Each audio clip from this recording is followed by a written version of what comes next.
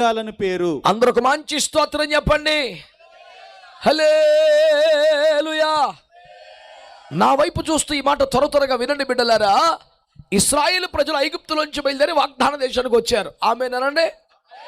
అలా బయటికి రాగానే దేవుడు వారికి సున్నతి జరిగించమని చెప్పాడు. ఆ ప్రక్రియ పూర్తయిన తద్వారా యాత్ర సాగింది. పస్కాను అనుభవించారు.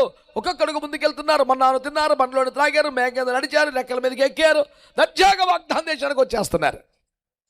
ఇక వాగ్దాన దేశానికి దగ్గరికి వచ్చేస్తున్న టైంలో సున్నతి చేయబడిన ఈ పెద్దలందరూ ఈ 40 ఏళ్ళ యాత్రలు దాదాపుగా చచ్చిపోయారు.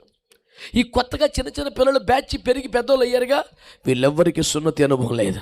దేవుడు అన్నాడు, ఈ జనం ఎలా వాగ్దాన దేశానికి వస్తారు? సున్నతి చేయబడకపోతే వాగ్దాన దేశం లేదు కదా, వాళ్ళందరికీ సున్నతి చేయించు, లేకపోతే తీసుకెళ్ళని ప్రభు అన్నాడు. వెంటనే యెహోషువ మాట వారికి చెప్తే వారంతా సున్నతి చేయబడ్డారు. అక్కడ రాసిన మాట, వారు ఆ రీతిగా సున్నతి చేయబడిన తరువాత ఆ మంచం మీద కొన్ని రోజులుండి ఆ శ్రమ తీరిన తర్వాత లేచి ప్రభు సముఖంలో సమర్పించుకున్నప్పుడు ప్రభు వారిని మరలా ముందుండి నడిపి వాగ్దాన దేశాన్ని తీసుకెళ్తున్నాడు. అక్కడ ప్రభు అన్నమాట, రైట్, ఇప్పుడు మీరు సున్నతి పొంది ఉన్నారు కనుక మీ మీద ఉన్న అవమానం, పాపం, శాపం దొరిలింపబడిపోయింది.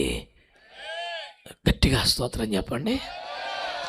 క్రైస్తవ్యముతో కొద్దిపాటి పరిచయం ఉన్న వారికైనా బాహాటంగా స్పష్టంగా తెలిసే ఒక అద్భుత సంగతి ఏంటంటే, బిడ్డలారా, పాత నిబంధన గ్రంథములో పరిచయం చేయబడిన సున్నతి క్రొత్త నిబంధన గ్రంథములో రక్షణకు, బాప్తిస్మానికే సాదృశ్యం కదా.